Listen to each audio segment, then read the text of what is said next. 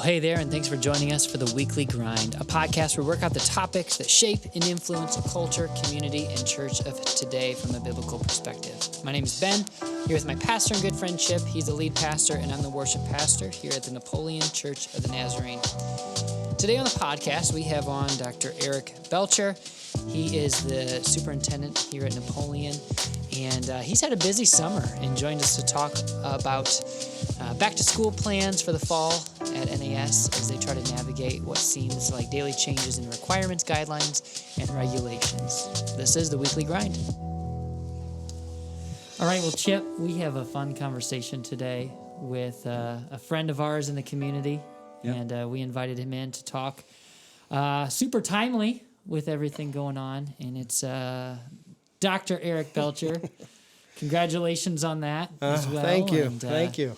Yeah, welcome to the podcast. Well, thank you for having me. I was good when you guys asked me to come in. I come in. You guys didn't have darts in your hands to throw at us right now from everything that's been going on. No way. Tell you, it's a little different than the last time we had you in, right when you were getting ready, when you were starting. Yes. None of us had any idea What a difference a year makes. that this year would hold all this. I think our entire world's been turned upside down with everything. And your first year in a school district. And my wife's actually, her first year as a superintendent. But I can't imagine not having some of the experience things that I've had in my career, not having that going into this. And Yeah, I'm sure you've helped her though out. We help each other. That's the nice thing is, sometimes she'll scold me for things I've said or done, but about what's going on, and then we don't ever get away from helping kids. It's always at home, it's at school, it's a nonstop 24-hour a day, and I think our goal with this is I know that parents, communities are super interested in what's going to happen, what can we expect, how do we approach this. And we just wanted to have you on, give you another opportunity, another forum to just talk about the school year. I know we've been talking a little bit beforehand. Things for you guys are changing every day almost. Yes. Yeah. And so I just hope we all can come to an understanding that we don't have all the answers. You're not going to have all the answers. You're just having to adjust as you go, but you're doing your best. And so we just wanted to kind of give you a chance to talk through what can we expect in a few weeks, and what's your outlook? Well, communication is a process, and I mentioned that to you before we shot everything. We have since all this has started, everything has been it's drop of a dime, what we have to do, how things, and then once we start thinking, we start getting that momentum going one way, all of a sudden the governor makes some kind of announcement that we hear at the same time as everybody else, and then all of a sudden it knocks us back on our heels, sends us in another direction, and that seems like that's been in education. It's been our last 4 months of our lives are dealing with those pivots based on all those different things that are going on. Like I mentioned, we just put our plan out, and people have said, well, why couldn't you get that out earlier? Well, as much that has changed in that time, can you imagine? I mean, and how much is going to change between now and by the time school starts? I hope not. I hope not either. It'd be great to have some consistency at some point. But if past trends indicate future, as they say, Mm-hmm. results, then there's a good chance that things will change, and we need to be flexible. Yeah, and it's not, what we want, the message we want to get out. Like I said, communication is that process. We want to get out as close to closer to where we're at and how that's going to look, instead of having a mixed message. Yeah. And that's just not good for anybody with the confusion. So, we're at based on right now, but, give us a week or two, and that could change from the governor's order, just a swipe of the pen, and our world's different. Yeah, and one thing that we've tried to communicate here is just extend grace in all things. I mean, especially you love our kids. You're for our kids, and you want the best for our kids. And you're in a difficult position. So many people are, and I think everyone's doing the best with what they've got, and just to extend grace and everything. Well, that's exactly. I think you're going to, when you see a lot of grace in our plan, Yeah. And the reason I say that is, you know, you got families and you got homes that are in different situations. Yeah. Okay, we understand how important those kids being in our classrooms with our loving and caring teachers every day is. But you also have families that maybe mom has cancer. Maybe grandma and grandpa has COPD, lives in that home, and they are very concerned about what comes into that home and affects those.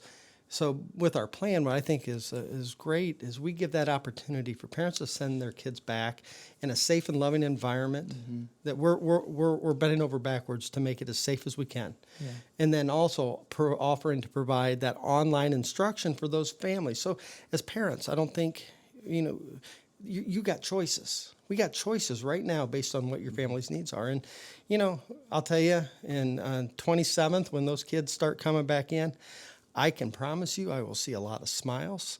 And I think probably the biggest and the most heartbreaking thing for me is I can't go up there and give them a hug or a fist bump or one of those kind of things. And I think our teachers as well, they really, that. But these kids, I bet you, we got to educate them on how to be safe, and we've asked for parents' help on that. But you're going to start seeing these kids. They're going to, at least for a bit in time, they're going to forget about that. They're going to get to see their friends. They're going to be educated by loving, caring teachers, and they're going to be able to escape things for a while. And that's what's exciting about it. I think sometimes kids have it best because they can just turn off the news. I wish us as adults will just turn off the news, turn off that negativity, and let's focus on what's good in this world. And those kids, we learn more from kids than kids learn from us, I think, because we watch them and how they look at the world. They're optimistic. They're positive. They're excited. Those are the kind of lessons, when I'm away from them in the summer, I'm missing out on. Yeah. And that's tough. And I'm ready to get back to that. I'm ready to leave all these news stations behind there telling me what's wrong in this world. And to see those kids, that's always the great equalizer. Yeah. I think from my own personal experience, what you're saying is I've got 3 in the school system, and they can't wait to get back in that environment. And they know it's going to be different. They know it's going to be an adjustment, but the value that comes into their life, it supersedes having to live a little differently for a while. Yeah, I mean, let's face it. A school is not just the building. It's the people that make that up. Yeah. So when they're in, we might have to change how the building looks a little bit, change how the processes by we do things, but it's that camaraderie. It's that together. Loving, caring relationship that makes the school what it is. Yeah. And we're excited to get that back. Yeah. Yeah, my heart has broken for the children that, maybe don't have that parental support at home or the guidance that, they might need to thrive. And our teachers really are essential. They really are. Yeah. And I'm just thrilled that you guys are just doing whatever you can to make sure that those kids are in that environment and they're going to be nurtured. They're going to be just raised up. This is the next generation, so it's good. Yep. And we do have some kids that are taking advantage of the virtual. Yeah, I think right now we're probably looking at, roughly just shy of 5%. 5%. And we're going to, like I said, communication is that process. There's a lot of questions that people have on how this is going to look, and everybody has their own questions. And what we're trying to do as a district right now is we're going to have different messages that are going to be coming out that hopefully will be able to answer those kind of questions and details that people have. And, because we love the questions, we love the comments, but there's times if I reply back to everybody on different things, I mean, every family is going to have 10 questions on what's going to happen. If we do that, it's going to be anything else done. Yeah. And we're going to be stalled. Right. What I want to do is I want to be able to get people's questions and get those out to the masses in the Napoleon community, so everybody here is hearing the exact same thing. Yeah. And hopefully just to alleviate some of those questions, concerns, or even just positive, comments of how things are going to go. Yeah. So from the K through 2 to 3 through 6 on up, each administrator kind of oversees a certain area. Are there going to be probably nuances between what the school day looks like, and Yeah. Are there any that stand out to you that, hey, if your kid is this age, this is kind of what they can expect? Or What's kind of going to stand out? I think probably the biggest difference, in the elementary, we're just by nature in an elementary room, they don't switch very often. We'll switch in the upper elementary, but the youngers, they stay in a self-contained classroom, and they're not going to see, as big of a change. You get up to the junior high school where they're switching, in a typical day, switching, 8 periods a day. Now we're going to block scheduling where there's only going to be 4 classes. So they switch 3 times. That's going to be a little bit different. How people are in the hallways are going to be different. How we're going to eat lunch. How we're going to allow kids the time to the restroom with the procedures in place, of washing hands, social distancing, those kind of things. I think the biggest change we're going to see is possibly going to be at the junior high school just because of that whole switching thing. Elementary, I'll tell you, I was an elementary teacher, and I know those teachers. They're used to the when things come up, how you they're elementary people are going good on the pivotters. fly. Yeah, because I feel like the education's the easy part, but it's like you said, how does the lunch work? How do specials work? How does getting in and out and to and from, and when do you do that? Mm-hmm. How do all those things work? Now, the plan we put out, what we tried to do with that is we tried to keep it more district-wide. We had some details in there how the junior high school, what transportation is going to look like. And what's going to be happening now is what we're going to start seeing is the elementary is going to go much detailed what that's going to look like. Your junior high school is more detailed on some of those nuances of how that's going to look. Yeah. So, and those are the things that that's the secondary communication piece, what we're going to be getting out. How's the transportation? Everybody knows that we, in order to have safe buses, we had to eliminate bus pickup and drop off within 2 miles of the school. The question is when do we open that back up? Okay. Yeah. Those kind of things. Yeah. And I know our transportation, Jeff Nisley, he's going to be putting that out. And, we're going to talk about how if we have 90 kids signed up for online, half of those, 3/4 of those on buses. So that's going to free things up. What's going to happen? That circle is going to start shrinking up. And we just want to communicate those kind of things so parents understand when and how that can work. Do you anticipate more like riders, pickups? Do you think there'll be more parents or grandparents picking the kids up, avoiding the bus? I think there's going to be a lot more. If parents can do it, I think we're going to start seeing a lot more drop-offs, which then creates another issue at the elementary. Congestion and all that. We already have congestion on the drop-offs and the pickups. Right. Now, all of a sudden, you multiply that times 2. Yeah. What are we, and that's part of what we got to be able to communicate is how are those things are going to look and work. Yeah. I think one of the key words here, just even in chatting with you for 20 minutes before this show, and what we deal with too, trying to navigate.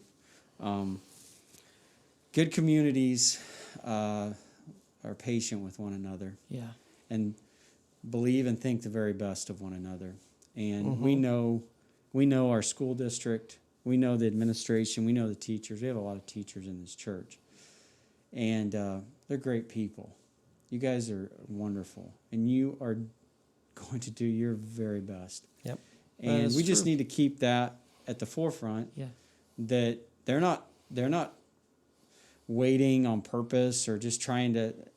They're having to do the very best they can do with what they know, and also how best to communicate that so it doesn't get confusing and it's always getting changed up. And I just think Napoleon community, if we can just continue to just be patient with one another and believe and know the very best about one another. Well, as soon as we put that plan out, we saw there. I mean, I watched Facebook. I watch social media comments. Sure. And that's exactly what my wife said. Why do you do that to yourself, well, you just Eric? want to make sure. I am so passionate and committed to wanting to do the right things that when I see these things, my first thought is, okay, what do we have to do to communicate this better? And I think, and that's where we're at the beginning of this podcast. I said, I said that these are great questions that people are asking. But sometimes it's that next step. And I'll tell you this is very important if you're hearing this, is kids are listening to what your actions are at home. If you are trashing your teacher or your coach or your school over playing time or something that's going on, that attitude is shifted then to your child. Yeah. So even with social media, these kids are getting on social media, they're reading these kind of things. Let's not taint the start up to school before it even happens. Be patient. If you have a question, come to us. I am more than happy to answer. I know our principals are more than happy. Our supervisors will take it. It might not be the answer that you want to hear, but it's going to be truthful, it's going to be honest, and it's going to be direct. Yeah, I think parents setting the tone for everything is going to be crucial here. It is what it is. We can't change, how we choose to react and respond to it matters a great deal for kids that are looking on and trusting us to guide them. Mm-hmm. And so, I think our perspective here is please, let's do our best to maintain a positive, resilient attitude day in and day out, and our kids can learn through this. I've always on how to approach challenges. Yeah, I've always lived by the adage that, anybody can handle things when life is going good. Yep. Yeah. It's when we get those bumps in the road and those things that stand in our way, and it's how we react that really is how it defines us. Yeah. And how do we handle? This is a big. I'm going to choose to err. I'm going to choose to be positive. I'm going to choose to be excited about seeing those kids on that first day. And I know our teachers are. That is my choice. And I feel good about it. But that's going to be my choice. And I'm going to encourage more people to start looking at things that way. This is a terrible thing we're going through right now. It's rough on a lot of people. It's about how we're going to choose it to affect us is what's going to matter. Yeah. Yeah, because how you respond is up to you. Yep. And there's no doubt. I mean, I think all of us are kind of aware of this, that, we're going to move along into October, November, December. And there's a good possibility that things are going to be evolving, changing.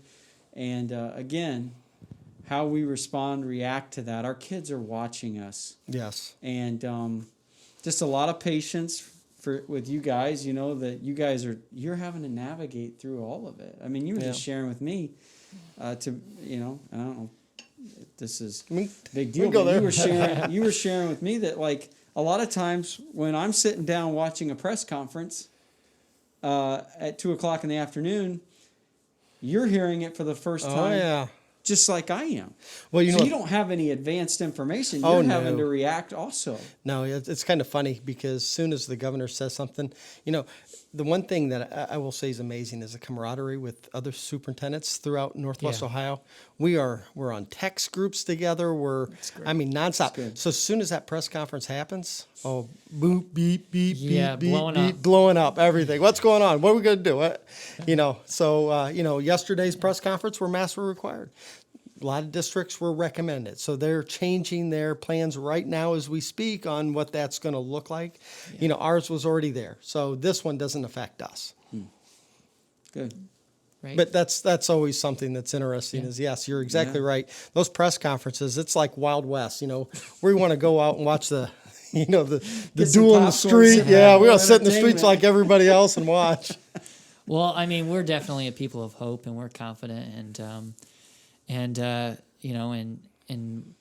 I just, is there anything else we can do, to support the schools other than absolutely giving you a platform and also just echoing everything you're saying? I think to support those kids. I'll tell you what gives me a lot of optimism right now is when the school year, I've told people I feel very strongly that we can start in a safe manner. And the reason I say that is we've had student athletes in all summer long doing workout programs. And if you could see the focus in their eyes, how bad they want to be there, how bad they want it, how, they're coming in with masks now, temperature checks, social, they've done everything that we've asked them plus some. And they're doing that in order to have a season. Yeah. And I think that's a carryover to the school. And if we could have faith in anybody, let's have faith in those kids. Yeah. And I strongly believe that we can do that in that manner, and we're going to be successful with it, just based on their actions. Yeah. Good. Yeah. Awesome. Well, yeah, thanks for joining us today, Erik. And I just appreciate all that you're doing for the community, and just remember, people are watching us, but our kids are watching us especially, and just to be the thermometer that we can. Always little eyes watching, aren't there? Yeah. Yeah, there really is. Yeah. Hey, we really appreciate. Yeah. Thank you, guys. What Appreciate you having do. me on and all you do for this community. These kind of things, these conversations, these are what people want to hear, need to hear. This is real to them.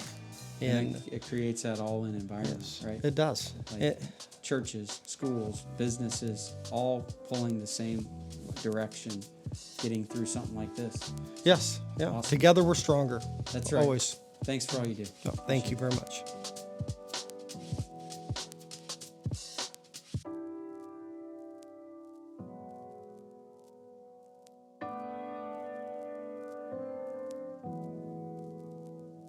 Well, hey, thanks for engaging with us in this week's episode of The Weekly Grind as we tackle the topics of today from a biblical perspective. If you found today's topic or any episode valuable to you and your growth, it'd mean a lot to us if you would leave us a comment. And don't forget to subscribe to stay caught up on every episode of the Weekly Grind podcast. Thanks so much, and we will see you next time.